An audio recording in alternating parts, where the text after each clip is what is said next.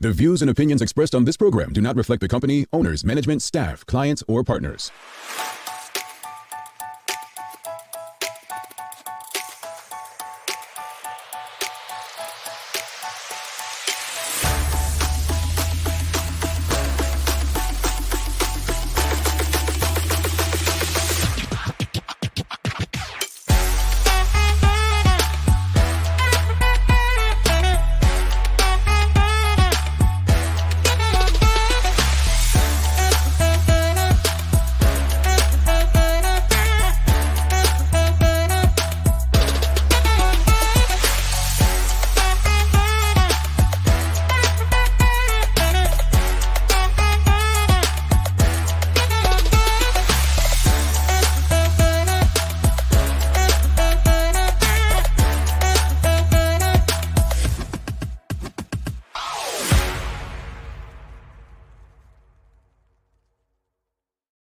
It's a Thursday, the 16th day of March, 2023. Welcome to Bermuda's Daily Talk Show. It's the Daily Hour, brought to you by Medical House, One Communications, and Lindo's. I'm Jamal Hartman. She's Sherry Vanderpool, and Maya Palacio will be with us in a bit to bring you the latest in her news break, brought to you by People's Pharmacy. You know, Sister Sherry, you spent the week of your life with me in Vegas, and then I haven't seen you since. And that's what a week of my life does in Vegas with you. It makes me disappear for about a week. I have to text you, just say hello. Oh, if the audience only knew. But yeah, Jamal and I spent a week together in Vegas at a podcast conference, and the conference itself was awesome. It was great. They care about spending time with me. That's what they care about. But Jamal, oh my goodness. Don't you scare her. Oh, she needs to be scared. She needs to be prepared. She needs to have a purse prepared with snacks. It's like that. Drugs. Hey, look, you just never know now. You never know.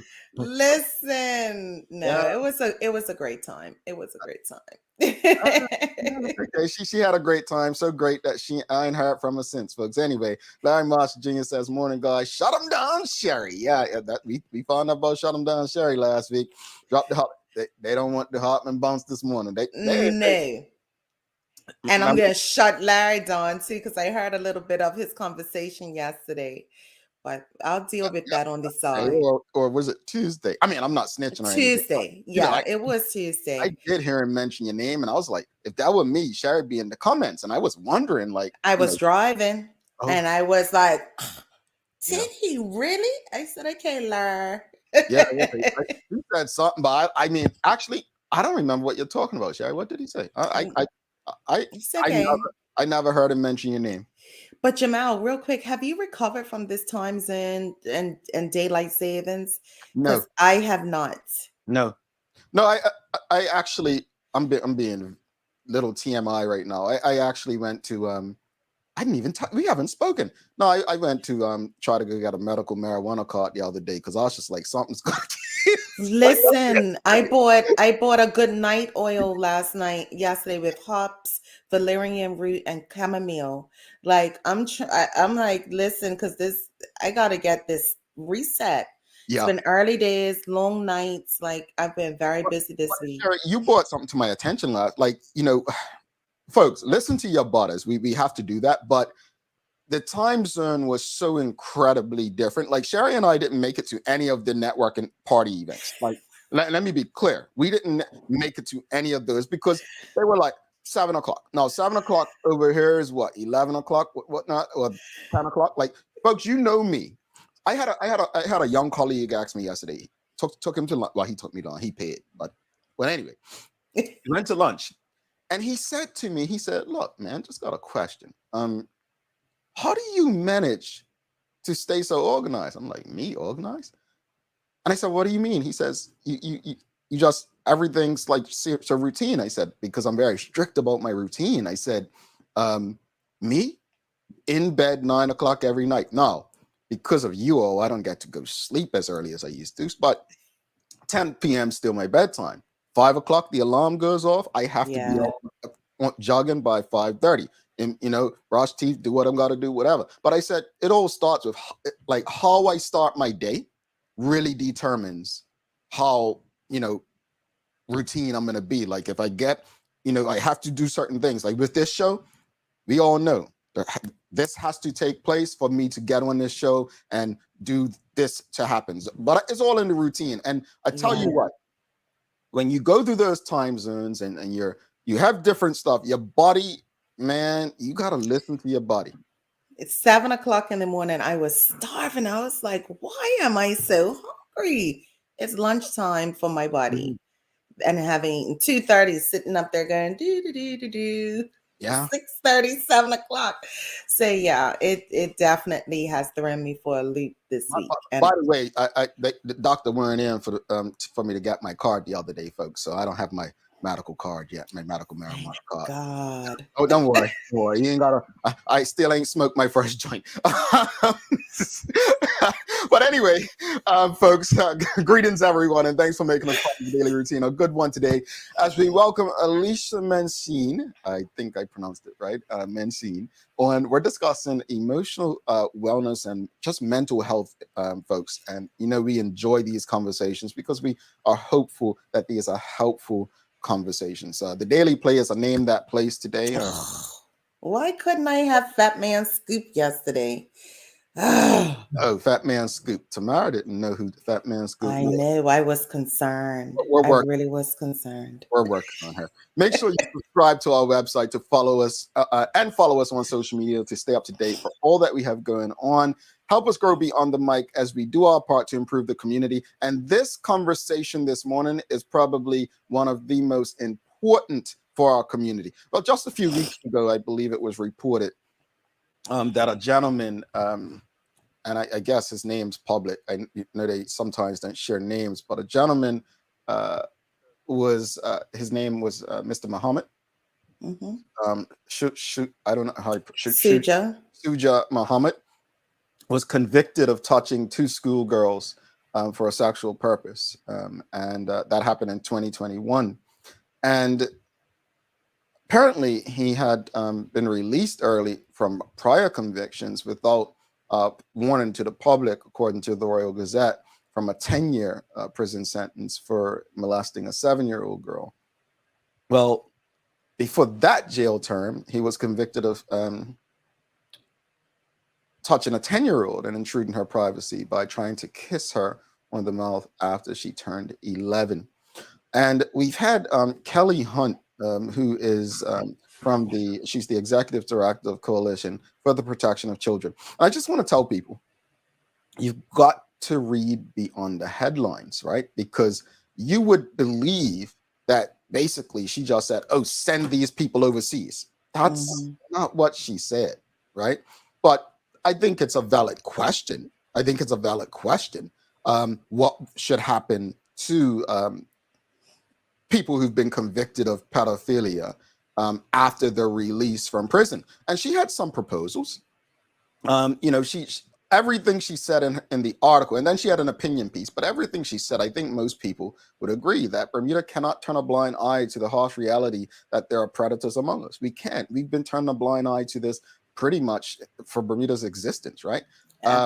Continuing to allow certain individuals the freedom to find an opportunity to reoffend is at the expense of our children.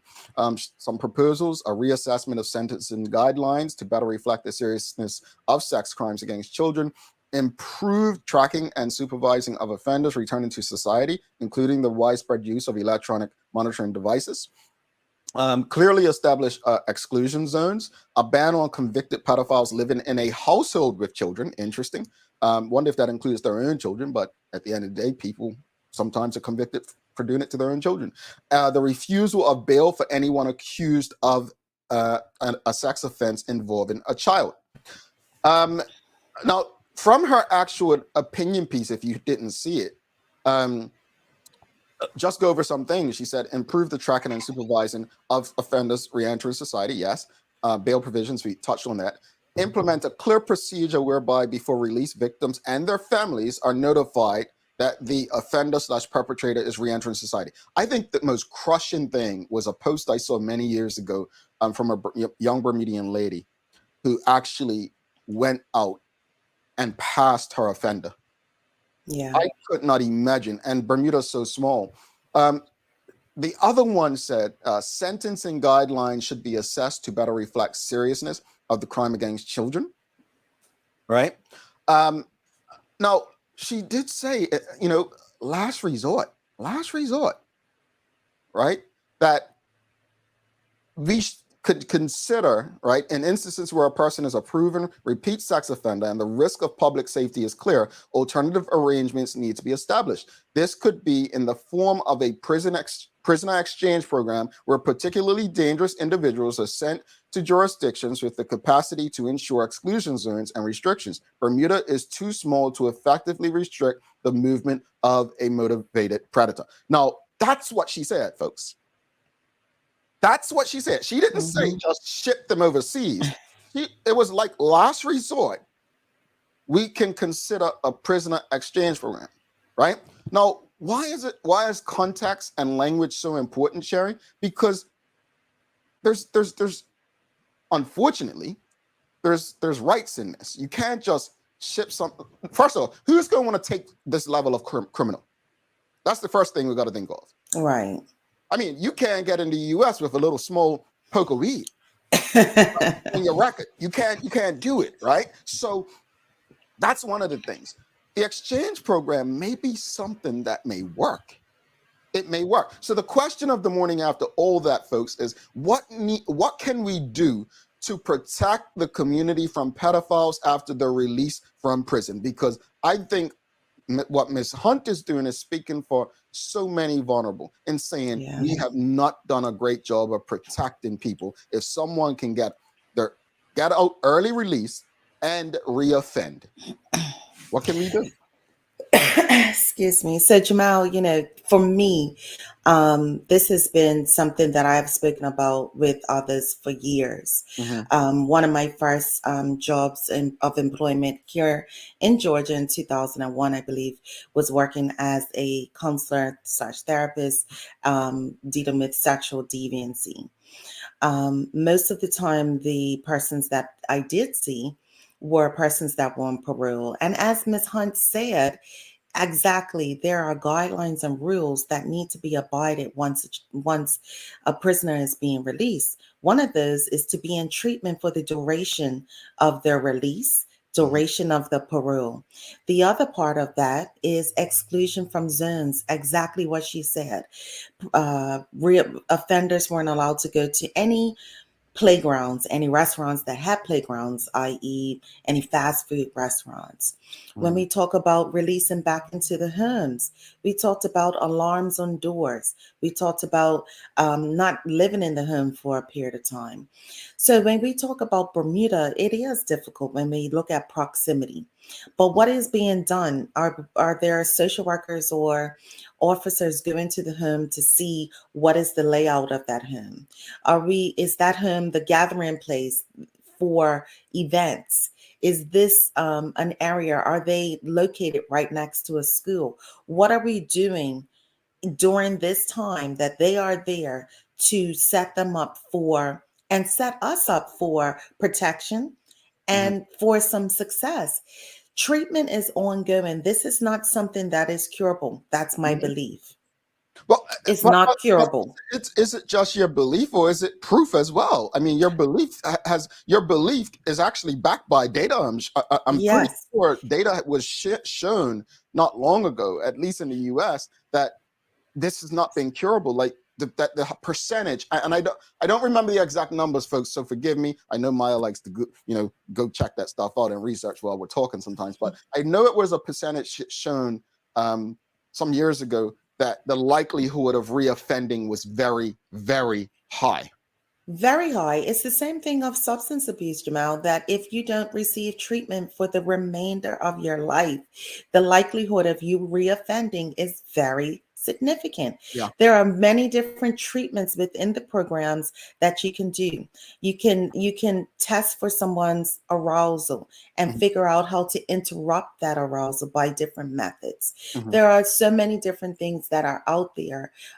We used to use polygraphs to ensure that the perpetrators admitted to all of their victims, Mm. to ensure that there were no new victims. And I used to have clients like, I passed, and I'm like, what did you admit to?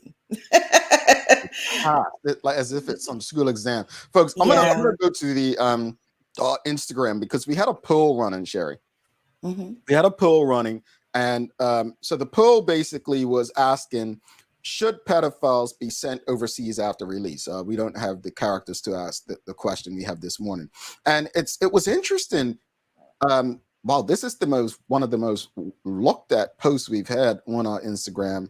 Um, so again, the question is, should pedophiles be sent overseas after release? Real quickly, live audience, let us know, yes or no. What do you think? Should pedophiles be sent overseas after release? And I'll show the responses. We've got 48% say yes. Hmm. 24% said no. And 28% said not sure. Would you like to know my answer, Jamal? Sure, Sherry. Sure. I think most definitely. I think Bermuda is like is a candy store for perpetrators. We are too small. Mm, And if you have not received the proper treatment, Bermuda again is like, where can I go? What can I do? We have mm, beaches, numerous beaches. We have so many opportunities that this can happen. As you said, someone walking past their offender, their perpetrator, mm, is highly likely mm, in Bermuda. mm. But in the United States or even in Europe, there might not be that chance. Yeah, But I think also there is, what does the perpetrator want? Do they want to be better? Because some of them don't, yeah, unfortunately. yeah. Folks, what are your thoughts? Yes or no? Should perpetrators be convicted pedophiles be sent overseas upon their release? Karen Simmons says yes, and so I'll share my answer. I actually said not sure, and I'll tell you why I'm not sure. You know how I always say, I had an MP used to say, "Oh, you care about and speak about loudly is conscription." And this is that. Why don't you ever speak about the finance? And I'm like, well, I mean, maybe because I haven't read or understand the finances enough to really give a opinion the way I can about conscription. Why do I say that? Because truthfully, I'm not Sherry. I have not worked in this space. I don't understand it emotionally like she does. I have never experienced anyone, as far as I know, close to me who's dealt with it, right? But the human element, and I know, truthfully, most of us will say, no, they're criminals. They don't deserve any sort of humanity, right? But truthfully, I'm not sure there are laws. There may be amnesty laws. I could be wrong, that prevent someone being sent outside of a jurisdiction where they don't have any family, any friend. That's why I'm not sure. I'm not sure on the basis of what actual humanitarian laws would allow. That said, I would not say no because I just don't see how in a small community like Bermuda, someone will ever change, right? So that said, this may be harsh what I'm about to say, but it's me. I've been pretty cool today, right? We have enough islands around Bermuda. Can't they just be shipped to an island or something like that? I mean, But is that let wrong? let me be clear though in what I'm saying yes to. I'm saying yes to a treatment facility. Got you. Yes, yes. Thank That's what I'm saying yes to. A you. treatment facility, not to go to another prison, Mhm, but a treatment facility mhm, that can continuously work with someone mhm. who has this within themselves. So Okay. I'm talking about a long-term treatment facility that is dedicated to treating perpetrators. Yeah, indeed. Folks, let us know though. We want to hear from you. This is your community. What can we do to protect the community from pedophiles after they're released from prison? She Karina asks a valid question. Which country would accept Bermuda's pedophiles? Well, that's a good question. But since Bermuda is not really its own country, I'm sure there could be something with the UK, right? Yeah, I'm sure of that as well. And it's, again, um, a treatment facility, not Mhm. necessarily going from, I Just think, picking them what from your Miss, neighborhood to somebody and dropping them in someone else's. right, Yeah. right. Ebony Souza says, I don't like the idea of passing the buck. I also don't like the idea of offenders re-offending, which So again, she's unsure. yeah, highly likely, right? Sam Cat Play says depends, and who's paying again? Well, I mean, I believe it would be taxpayers, right? I do. Hmm. Renee Simmons But says no. If they are repeat offenders, they possibly want to stay incarcerated. Sending to another country is open Pandora's box. I think they should consider none such island, keep them from the community. Well, will there be treatment. therapy out there for them on such island, or are we just gonna hope that they stay there and don't swim or find a what's those things, a little rowboat thing to get to land? Yeah. And I think in regard to Samcast Places comment, who's paying? Are we either going to pay for the perpetrator, or we're paying for the victim, or we're paying for the the the lack of treatment for the victim or the perpetrator? We're going to pay on either end. Yeah. Sherry telling no lies.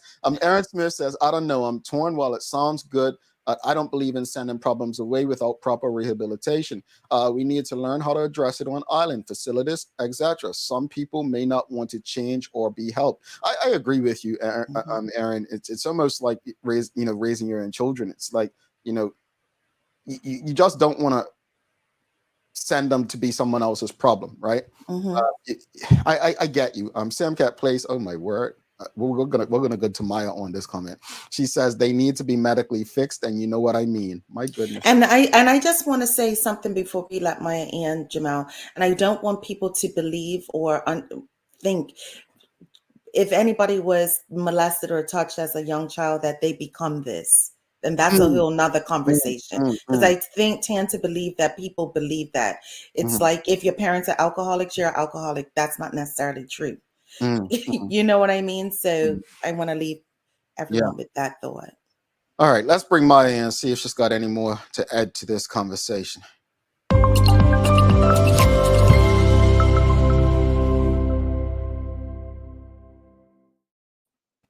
Good morning. Good morning.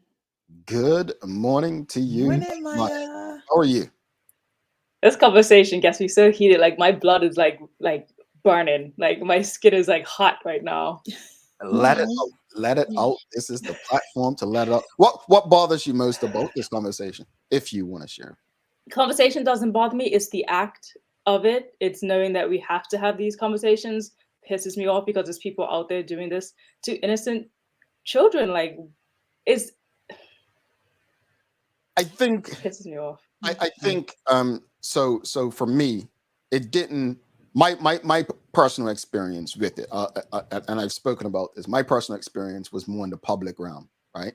And it was things I saw. I think this happens to vulnerable people a lot of times, right? Would we all agree that it's people who are in vulnerable positions to people who have some sort of power over them? Yes. And I didn't take I shouldn't say I didn't take it. I didn't understand it until the whole conscription thing. So you understand what it's like to be in a vulnerable position. And so using a young child is they're being told you cannot tell such and such, or you're gonna get in trouble. It's that kind of stuff. So you could not say, oh, I'm gonna go forward, because for a young man, I'm just gonna use the situation I know of, is they don't want to be called gay. They don't want, if you were interfered with, you would, oh, everyone is getting labeled, oh, you must have wanted it, right? I'm heard it all. I'm heard it from bosses. Trust me. The amount of stuff that we had conversations about this, saying, and I don't want to go into too much detail, but Larry Marshall Sr. has a booklet of this that one day will be released, right? That's our experience with sexual abuse. And for me, it was like, my goodness, the truth of the matter in Bermuda, in a small community, one, you'll never know who's been victimized. And as Yeah. this commentary by Manuela John says, unfortunately, there are perpetrators who have not been identified. The Me Too movement has revealed that they sometimes have more than one victim. Well, there are I could tell you that. protected by law and position. Believe that. Yeah. And like I said, from my previous therapy of doing this, in the United States and in Bermuda. The things that I know in my mind is not good. Well, while you guys I were need a talking, I drink. actually did some little bit of research just now. I went on something called RAACE race.org, Race Against Abuse of Children Everywhere, Statistics and Information. And here are two stats that I got from there. Sorry. It says nearly 70% of children, sex offenders, have between 1 and 9 victims. At least 20% have 10 to 40 victims. And please, let's not leave out, I know we're saying children, but let's not leave out vulnerable people, which can still be adults. Yes. Yeah. That's why I used that term earlier, vulnerable people. Yeah. That's insane, Maya. What was that website again? RAACE.org, race.org with 2 A's. My goodness, folks, we've got some conversations to have in our community. It's a small community, a very small community, and it's small enough for us to want to protect one another from those amongst us who are just outright sick predators. It's I mean, I think there's steps being taken in terms of like revenge porn and stuff like that, because to me that's sadistic behavior as well, right? But much more needs to be done to protect people, and it's going to take some investment in treatments for those who have, I guess, whatever it is that's making them commit these type of crimes. Maya, I'm so sorry we're getting into your news break. I know it's going to be a short news break, but I just want to say this before we close up on this conversation, is that because Bermuda is so small, we also are quite different from the US, to where people are very much less likely to speak up about things that happen to them, because we're such a culture of gossip that it's very hard for anyone to speak up without feeling the fear of judgment or embarrassment or yada yada. So while I was doing the research, yes, even on the victim's part, to speak up about what happened to them. But as we talked about pedophiles needing treatment, they also stated that a lot of persons who are pedophiles also probably wouldn't even seek the treatment for embarrassment of being a pedophile. So it would be obviously once they've been convicted and in jail, and it wouldn't just be on their own cognizance. Like they wouldn't just go on their own. That is interesting times, folks. But I just want to repeat what I said at the beginning of the conversation: is read beyond the headlines, because Kelly Hunt was not saying we should send them overseas. It was a last resort comment, and she was saying, as far as I read, and you can read as well, consider a prisoner exchange program. All right. Well, good morning, everyone. This is the Daily Hour News Break brought to you by People's Pharmacy. And starting out this morning, upsetting news. We just talked about yesterday about there being so much collisions on the island, and we had another collision on Tuesday. There was a 2-vehicle collision involving a motorcycle and a van occurring around Harrington Sound Road, Smiths Parish. It appears that a motorcycle was riding east along Harrington Sound Road, and the van was being driven out of a driveway. So they ended up colliding, and the motorcycle rider was said to be an 18-year-old girl, and she is now having sustained leg injuries and facial injuries and was supported to the hospital for treatment. The 70-year-old man who was driving the van was not hurt. Did we speak on this show the other day about there being a lot of blind driveways and corners in Bermuda? Folks, because of that, the faster you go, the more of a chance someone's not going to see you coming out, no matter how slow that person's coming out. What are you rushing toward? Folks, I'll be clear. I said this publicly. If Sherry or Maya are late to get to wherever they do to shoot the show, be late. Seriously. Like, I'm serious about that. You guys cannot tell me I'm not. I am dead serious about it. I'm not interested in somebody trying to get somewhere on time and risking not only their own safety, but other people's safety. Like, come on, we gotta do better. And if your job is putting you in a position like that, then I'm sorry, you got a poor employer. Go ahead, I'm sorry. That's okay. The Cabinet Office is advising the public to be wary of fake social media accounts circulating online using the Premier's image. So apparently there is some fake accounts with the Premier's image telling people that, oh, if you invest in this new opportunity on the Premier, I'm talking to you, has to be me, right? So be wary of that. The Premier has a verified account. If it's not coming out from the verified Premier's account, it is fake, and you should be reporting it to the police. It's so many different ways we could go with this. But we better go ahead, Maya. Continue. Now, you guys may have heard about this news, but Bermuda Skyport announced that its shareholder, Aecon, I believe it's Aecon or Aecon. Aecon, okay, has entered into an agreement with Toronto-based investment asset infrastructure to sell a 49.9% stake in Skyport, a value of about $128.5 million. Mm-hmm. A little bit. But then either. Nope. Yes, I do. Yes, I do. Here's the thing. People. Can I wait? Before you ahead, finish, go ahead. I do want to say that Premier David Burt put out a statement, and he says that it is disappointing that Bermuda's elected government and Bermuda's taxpayers have to sit idly by while foreign companies sell our airport for their own profit. During COVID-19, the taxpayers of Bermuda had to write checks to Skyport amounting to $50 million in minimum revenue guarantees because of the OBA's terrible non-bid deal. End quote from the Premier. He did go on to talk about more things, but a spokesperson said that there will be no operational, management, or staff changes at the airport as a result of the transaction. And then Steve Nacken, the executive vice president of Aecon's concessions, said this partnership demonstrates investor confidence in the future of Bermuda's economy, including post-pandemic recovery and tourism growth. But if you read for a Premier David Burt's statement, very much not the same as what's going on. So everyone has an opinion. Lord. I'm not going to do it. Go ahead, Maya. All right. Lastly, I do want to update. I know we talked about the firefighters yesterday, and yes, they're all Bermudians. That's what everyone knows, according to the statement that was reported yesterday as well. And lastly, closing up for the weather today, it says it's going to be some sunny breaks, but also some blustery showers, which obviously means it's going to be really cold out there today too. And the wind was really strong yesterday, expected to be strong today again. So please bundle up, wear your jackets, and be safe on those roads. And we're going to have a high of 64 degrees. Jamal. I said I wasn't going to do it, but I have a question. Can somebody find out if the government owns, was it Hartsfield, Atlanta? Mm-hmm. Maybe JFK or LaGuardia? Hartsfield, Atlanta? Yeah, that's their airport. Busiest in the world, I believe. It is. I just want to fit. So, and the reason for is because the Burt administration and this dishonest PLP seem like they're going to beat this thing to a pulp as far as the OBA's bad airport deal, right? They seem like they're going to beat it until, it can't be beaten anymore.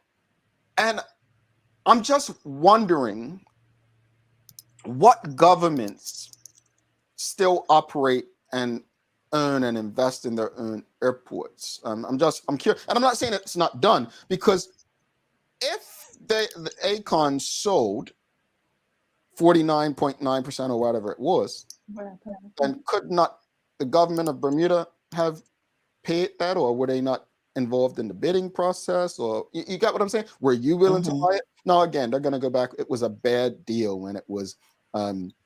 Okay, Charles said it is owned by the city of Atlanta. Hartsfield Jackson Airport is owned by the city of Atlanta. But I'm just wondering if the premier and the government outside of that really believed that there was a better deal. Like what was the, you keep saying this bad OBA deal, none tendered. I need more. He did say in his statement that the opposition at the time, which was the PLP, was trying so hard to get a better deal up. He does not mention in his statement what the deal that they had offered up was. Maybe I can try to find that out for the next time we get on the news request is needed, like that $300,000 he is talking about for. But anyway, Sherry, what's the days of the year? Oh, today recognizes Black Press Day. It commemorates when the first Black newspaper, Freedom's Journal, hit the stands in New York City in 1827. For nearly 200 years since, Black publishers, writers, photographers, and editors have spoken truth to power on issues of racism. When Black citizens had no voice, the crusading Black press shaped the foundations of a landmark legislation on voters' rights, desegregation, and the civil rights movement. Black Press Day? Yeah. Go on now. Let's celebrate Maya. Let's give her a little. I know. You said 18, 27? Yes. Man, not even you were born back then, Sherry. My goodness. Not even me. Maya, go So celebrate Black rude. Press Day, all right? Oh, thanks, guys. Have a happy Black Press Day, Maya, says Carla John. Folks, we're going to take a quick break. We've got Alisha Mecene coming up. We're talking about I think emotional. it's Mancini.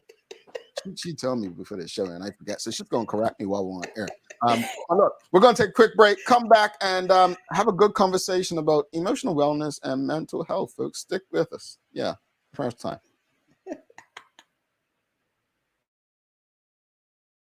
Let's face it, life can be a little wild, but shopping doesn't have to be.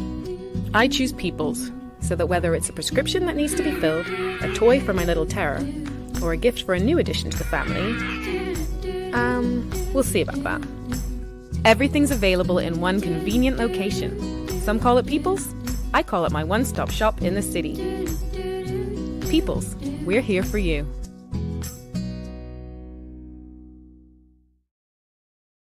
Welcome to the new bulk store. Linda. Mom's celebrating her 70th birthday next month. Have you noticed her age is catching up with her? Yeah. Plus, she's having a hard time getting up and around like she's used to. I would sure hate to see her fall. At Medical House Limited, we can help make life situations easier. We have electric beds, motorized scooters, bath stools, walkers, you name it. Mom's been real good to us. We'll get her birthday and Christmas gifts from Medical House. Medical House has relocated next to the Dandytown Field, number 6 Bakery Lane, Pembroke. Telephone 292-3622. Alrighty, welcome back to the big show. Sherry Vanderpool, I'm Jamel Hartman. It's the Daily Hour brought to you by Medical House One Communications, Lindo's, and People's Pharmacy. Folks, make sure you subscribe to our website, thedailyhour.com, and follow us on all of our social media channels to stay up to date for all that we have going on. Help us grow beyond this mic, her mic, our mics, so that we can continue to do our part to improve our community. Sherry, I've been eating these blackberries, right?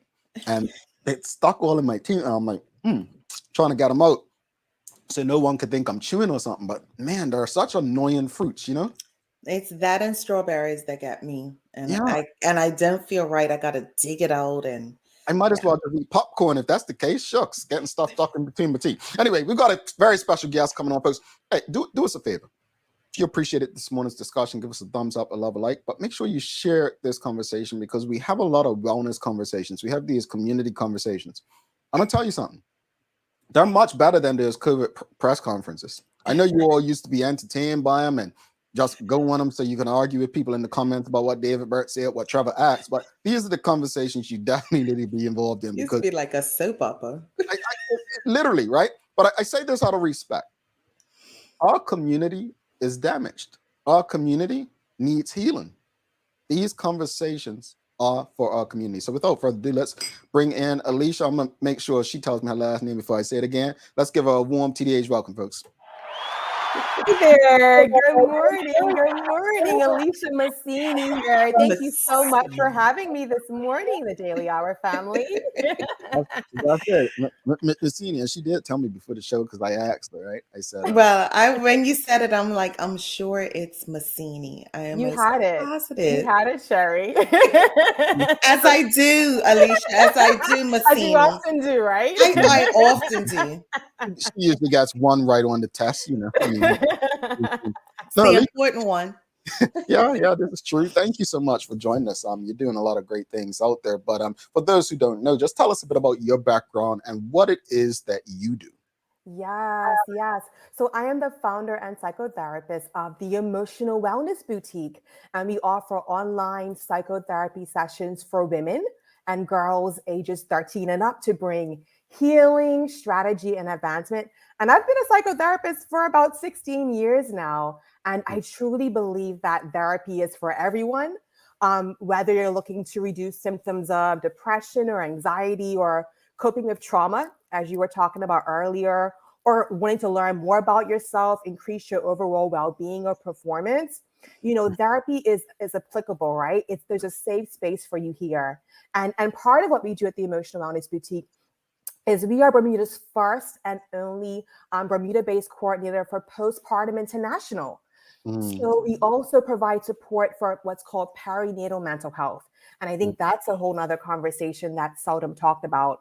So that can include women that have experienced or experiencing infertility, pregnancy loss, high-risk pregnancies, postpartum depression, postpartum anxiety, even birthing trauma, right? Witnessing your child go through the trauma of the NICU, right?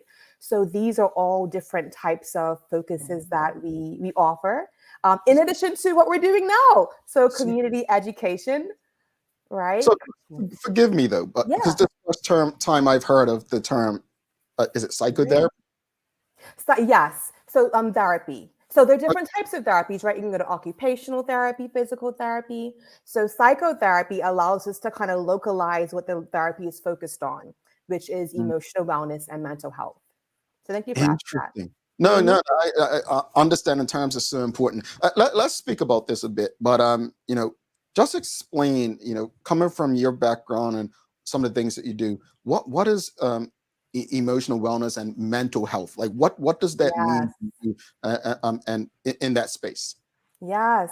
So when we're talking about mental health, right? Mental health encompasses our emotional state, our psychological. So that has to do with, right, the mind and our thoughts, and our social well-being. So it affects our thoughts, our feelings, how we handle everyday stressors, how we engage with other people, the choices that we make, right?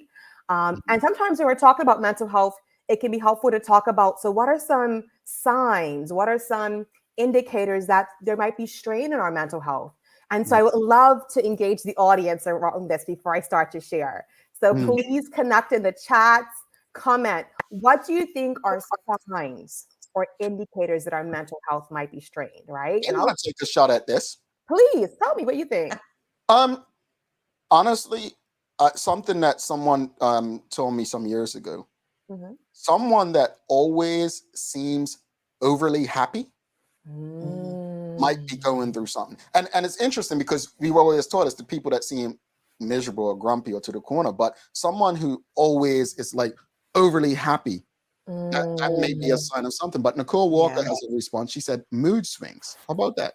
Mood swings. I think it's also someone who doesn't appear emotionally connected. You burn your hand and you're starting to laugh, and it's like, shouldn't that hurt? Oh man. Yeah, there's not a match in terms of the situation to your response. There's a mismatch there. Yeah. Good examples. Interesting. So what would you say? Like, yeah. So one of the things that can often lead someone to say, whoa, something's going on here. You'll hear a lot of physical complaints. So disruption in what we call our vegetative function. So eating, thrown off, sleeping, sex life, menstruation, bowel functions, bladder activity, and there's no medical causation, right? So sometimes individuals go to the doctor and even share somatic complaints. I'm having aches and pains in my body, and there's no medical reason for it. It's more so what we're calling somatic complaints. And so that might be an indicator, right? It's our body's way of saying something's not right. Pay attention, tune in, right? It could be having difficulty getting through your daily routine, pulling away from the people and activities that used to bring you pleasure, low energy, numb, hopeless, and even forming addictive relationships with anything. So whether it's smoking, drinking, alcohol, drugs, I'll add this: sex, food, shopping, electronics, gambling, right? Gambling, anything can be addictive, right? And it was said changes in your mood. So mood swings, feeling more upset, worried, scared, foggy, confused, and it may be pouring into our relationships. And I'm seeing someone say isolating yourself. Thank you. Yes, Ebony. And trauma. You've talked about that earlier, right? Trauma. So having the thoughts and the memories that you can't get out of your head. And even psychiatric complaints like hearing voices, so audio hallucinations, seeing things that are not there, so hallucinations. And I want to add this to the conversation: suicidal thoughts, homicidal thoughts, self-injury. And I want to localize self-injury to, this is something that we're seeing with a lot of our teenage girls quietly looking for coping skills and not having the tools. And so turning into cutting or doing other forms of self-harm to try to find a way to cope, find a way to feel better. And so this is what it can sound like. Not limited to just these, but these are some signs. And that's a lot of signs. Yeah. But I've been very open about going to therapy numerous times. I believe I have a session today. But that happens after you spend a week with Jamal in Vegas. So you need to debrief, hey. I need to debrief, okay, Alisha. But how can we maintain a healthy mental state? I'm doing therapy, but I also add some other things to that. But what would you suggest? Yes. And so I'll definitely answer that. But can I also give a caveat? Because someone's listening to this and they're saying, nope, that's not me. That's not me. Okay, cool. I'm all good here. There's nothing to be concerned of here. You don't have to have clinical significance to engage in therapy. The same way how we see our doctor periodically to check in and to ensure that we're doing well to optimize our wellness, it's encouraged that we approach our mental health the same way. Some ladies come to me and they have no clinical complaints, but what they're working on is relationships, learning more about themselves, even career development and exploration. They're saying, actually, I'm just not happy with what I'm doing right now. I kind of want to revamp and reorchestrate my life, right? And so there can be any reason to engage in therapy. So I just want to share that as well, because I think that can be a misunderstanding about who engages in therapy and for what reason, right? Exactly. Yes. So, go ahead. Did you guys want to say? No, I was just going to add on to again. So how can we maintain a healthy mental state? Yes. So evidence shows that being in nature even can improve our mental state. So it can decrease stress, improve concentration, enhance our mood. And would you believe that there are some doctors that are even starting to prescribe time in nature? They're calling this park prescriptions. And it's increasing in trend because it's evidence-based. There's some data to back it up. And exercise as well. And particularly exercise outdoors. There's data that suggests that when you exercise in nature, you're able to receive more mental health benefits than when you exercise in a gym, right? Or in an indoor setting. And so these are some of the things that kind of was the catalyst for the moving towards emotional wellness women's walking club and running club. And I'd love to share about that, because that is the answer to this question of what can we do? What can we tangibly do? And I'd love for you to answer this in the chat and the comments. What do you think Bermudians have indicated as their top way of maintaining their emotional wellness? I'm gonna come back and give you the answer, but I'd love to have your guest take a poke at this one. You don't know what I'm thinking. I have two. Okay, let me give healthy. I'll add the word healthy. Okay. Okay. That takes out one. Yeah, you about to say drinking? Yep. Yes, I will. I know you are. I'm just saying. That might be top for our negative coping skills, right? Yeah. Well, I'm sorry. Go ahead. But when I say so in an addictive form, just to be clear. Okay. Negative, right? Addictive form, right? Okay. But no, that took down one of my things. But this is just adding to that conversation or that comment. What are some of the things those who are dealing with mental stress or issues can do for their well-being? Yes. So, yeah. I'd love to actually invite some of your guests to an opportunity to actively work towards their mental health. And that's with this women's walking and running club that started last month. And boy, has it been phenomenal. Every month, women are getting together to actively make a choice to prioritize their well-being by using radical self-care. And so self-care is one of those tools, right?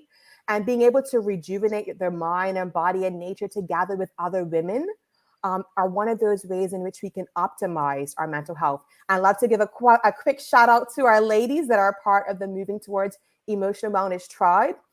This came up because we are hearing women that want to prioritize both their physical and their mental health simultaneously, right? And so this came up from the feedback that I was gaining from other women. And so I'd love to get other women to come and join us.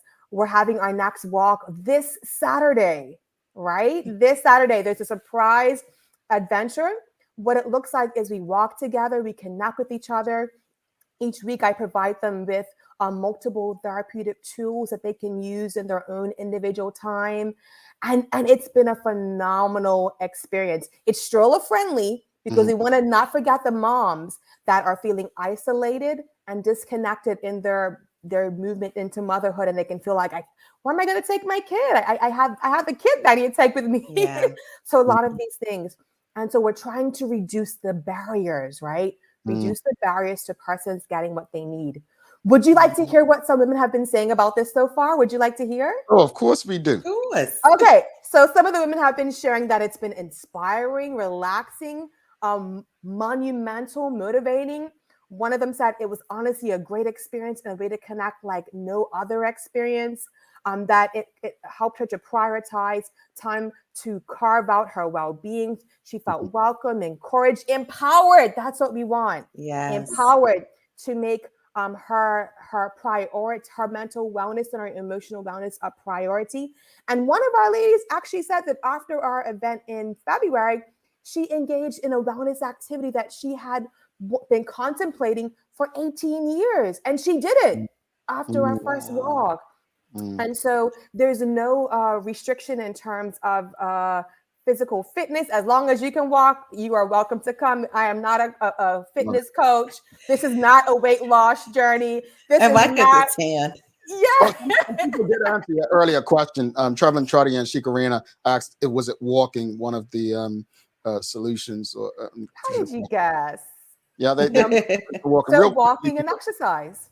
Before you jump back in, Terry, Karen Simmons says, "Oh no, this conflicts with the 125th anniversary Barkley walk on Saturday." It does. I found out after because we had this dates planned since January, and I'm so sorry. I heard the same thing, but guess what? We're doing this every month until June, and you can sign up for the entirety of this process, or you can sign up for the months that work for you, right? And so our next one is in April. Look into this. Look it up the website www.emotionalwellnessboutique.com and sign up for the months that work for you. There you go, folks. Yeah, Right there for you. Because we definitely don't want to conflict with the Barkley.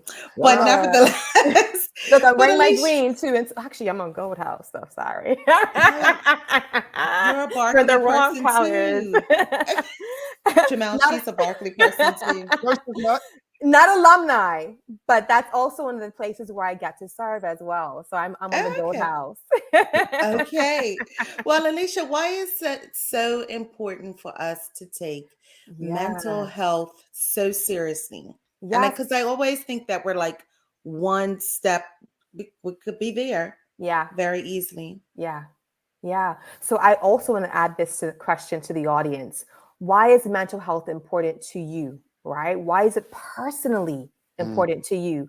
So we know that there is a direct correlation and synergy between our mental health and our physical health, right? And that our mental health can cause our physical health to deteriorate. So, for example, depression can actually increase the risk of long-lasting health issues like diabetes, heart disease, and stroke. And actually, the World Health Organization, hear this, reported that depression is the leading cause of disability worldwide, right? Not a medical condition, not physical injury, depression, because our body and our mind is intricately connected. So let's localize this to Bermuda. Go ahead. What you thinking? That's interesting. And it's something I don't think people make that correlation. I personally do make that correlation, like how you feel determines, like, again, sometimes it's all in your mind. You start to feel things because you're thinking certain things. So I get it. I want us to be a bit more conscious of understanding that correlation. But, to answer your question, mental health, to me, I connect them: physical, mental, emotional, financial, right? To me, it's all one. You've got people whose mental health impacted by their financial state, right? There are people who said for ages, some of the most stress-free people don't pay bills, right? Not to talk about children, folks, but you know, it's so interconnected, and I think it's a valid question that you're asking, like people, what does mental health mean to you? I mean, it definitely might mean something different for me than it means for you, Alisha, and you, Sherry, right? Yes. Absolutely. Yes. Yeah. That's exactly why we're having this conversation. And it's personal, as you're saying, to us in Bermuda, because one of the major medical issues that we're having here is diabetes. So we have the highest rates in the world compared to other comparative countries, right? And why am I talking about diabetes? I'm a psychotherapist. But the connection is what we said. If we know that depression can increase the risk of diabetes, then when we're talking about an agenda, a plan as an island, then we can't just be having a conversation about a medical plan, right? We have to be talking about how the way that we live our lives. And medicine is echoing this more and more. You're hearing physicians talk about this. The way that we live our lives can contribute to it, and not having safe spaces to land. So I thank you, Shari, for saying, look, I go to my therapy sessions. I utilize it. And it's a helpful tool. A question real quickly. And this is interesting because it was shared on Twitter by a bunch of people, but I'm not sure what the source was because Twitter people just use anything as sources these days. But Renee Simmons is asking, during the pandemic, did mental health statistics rise? Well, there's something that's been shared by a few outlets on Twitter over the last week or two, saying that it's been proven that mental health issues didn't rise and so on. Again, I don't know what these sources were, but people have been sharing that to make their points that the pandemic was not what we were told by the media. But do you have any information regarding this? So I have read data that, and you're right, you can have data that kind of says that has different narratives and conversations, right? But I have also read data that has indicated that there was an increase. And so I think if we look at it, the pandemic was a globalized trauma, right? And so we would expect that there would be an uptick. Some things are predictable from a social science perspective. And so it would be predictable that things like even abuse and addiction would increase during scenarios such as this, right? And depression, being inside, not if you're absolutely. And I don't think that that's a media thing. That's just common knowledge. I feel like if you don't have access to your meds like you used to, or if you don't have access to being with your group or access to being with outside, like I don't feel like that's the media. That's just to me common sense that there will be an uptick in mental health concerns. Because you're absolutely right. If we look at what strategies can be supportive of mental health, we know social connections. We just talked about how being outdoors, we know movement, right? All these things can be protective factors. Being able to, and here's the thing, some people that already had a mental health plan that might have included these things, because we had this lockdown, they weren't able to use the tools that they were accustomed to be able to cope with this globalized trauma, right? There was disruptions in those coping skills. And so it's important that we have these conversations. Yes. Well, how can those interested get in touch with you to learn more? Yes. So the website is www.emotionalwellnessboutique.com. You can also follow me on Instagram. I provide almost daily mental health encouragement and tips at Emotional Wellness Boutique, and also on Facebook and TikTok. So you can follow me on those social media outlets as well. All right. And ladies, I'd love to have you come and join us. Tomorrow is the last day to sign up for the walk on Saturday. So come on out. All of you didn't go Barkley, so not everyone. Not everybody went to Barkley. So let's get out there. At least, thank you so much. I really appreciate these kind of conversations. And don't be a stranger because I think you cover so many things that we can go in more depth about 1,000 things that absolutely. We need you back. Yeah. I'll be back to send me the date. We'll be in touch. Thanks so much. Have a wonderful day, and thank you for the work that you're doing. Thank you as well. Thank you. Blessings to you. Blessings, Bermuda. All righty. Alisha Mecene, folks, give her a thumbs up, a love, a like. Please make sure you share these kind of conversations, folks. It's really, really helpful. The more we know, the more we understand it, I hope we understand, the more we can actually, react to people consciously in love, right? In love. We're going to take a quick break, come back. Daily Play is coming up. And don't go anywhere. Gonna need therapy for that. A lot happens around your home. That is why at One Communications, we have introduced affordable security and video monitoring, because everyone should be able to afford to protect their family. Anytime, from anywhere, One Home Security keeps you connected and puts security in your hands with an easy-to-use smartphone app to control everything. Home security is important to keep you and your family safe. Motion-activated cameras around your home and Daily Play brought to you by Bermuda Trivia, now available at stores throughout Bermuda. Follow Bermuda Trivia on Facebook, Instagram, Twitter, and TikTok to find out why it's Bermuda's favorite trivia game. Joe, you ready? Go ahead, Jamal. All right, help her out, folks. Let's see if she's got it. All right. What is the largest island in the Mediterranean? Mediterranean. I should know this. I know you're gonna say this is easy. No, Mediterranean. Greece. Greece is not an island, is it? Greece is an island. I don't know. Well, the thing is, no one in the audience got it. No, it's not Greece. It's not Green Island. It's not Malta. The answer, according to this game, is what is the largest island in the Mediterranean? It's actually the Italian island of Sicily. Oh. Well, I'm always glad when the audience doesn't get it either, so I feel justified in not knowing. All right. Renee, I love you. I do. I really, really love you. But Australia's. But Australia's not in the Mediterranean. I did that, Renee. I love you. I love you. Yeah, Sicily. You all have that Sicilian pizza that you love. You know all about the Sicilian places. I only know about Sicily from, watching Italian football back in the day, and so on. Did you know the answer, Jamal, before? Well, it's kind of hard. Okay. I didn't, honestly. I wouldn't have guessed it. I would have probably said Greece. I'm gonna be honest with you. Greece would have been the first thing that I would have thought of, because I would have just thought Mediterranean diet. Yeah. Right. Okay.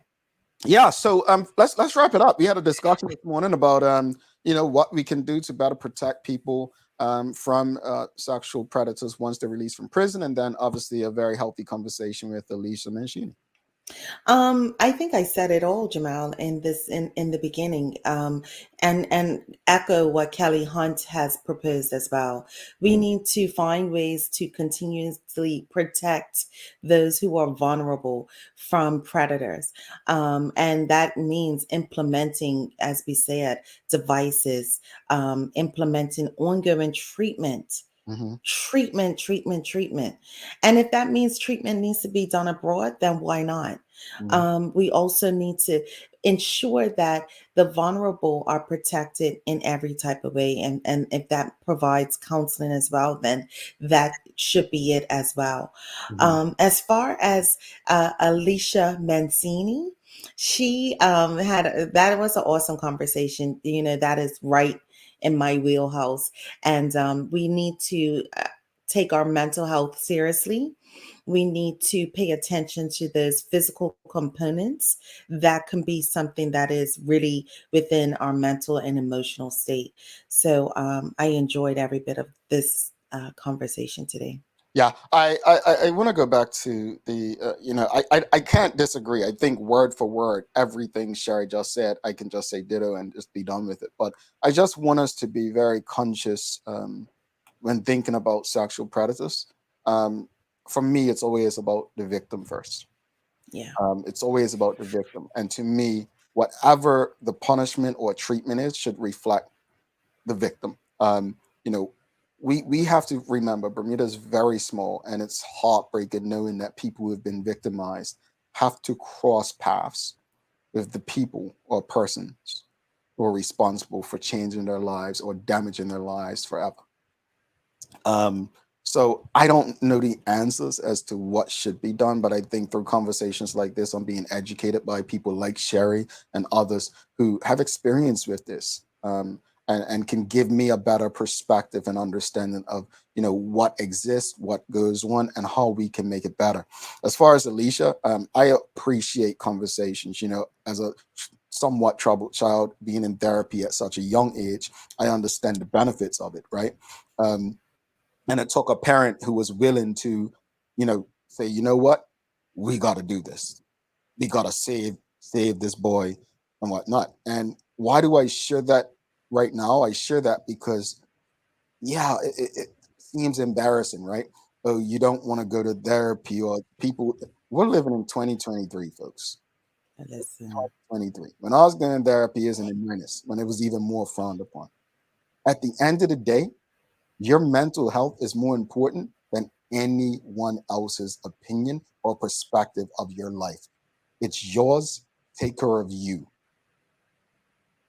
You're responsible for you. Sherry, any daily inspiration before we head out? I do. To soar towards what's possible, you must leave behind what's comfortable. Perfect, right? Cicely Tyson. I like that. Cicely, the answer, Cicely Tyson. I got you. We didn't plan that. Folks, make sure you subscribe to our website and follow us on social media to stay up to date for all that we have going on. Help us grow beyond these mics as we do our part to improve our community. Thanks again to our partners, MediQuals, One Communications, Lindos, and People's Pharmacy for ensuring that we're able to do this with you on a daily basis. As always, we appreciate you, we love you, and we thank you for making us part of your daily routine. If all goes well, we'll be back to do this again with you tomorrow. She's Sherry Vanderpool. I'm Jamel Hartman. Please make it a safe and a great day. We are out. Peace.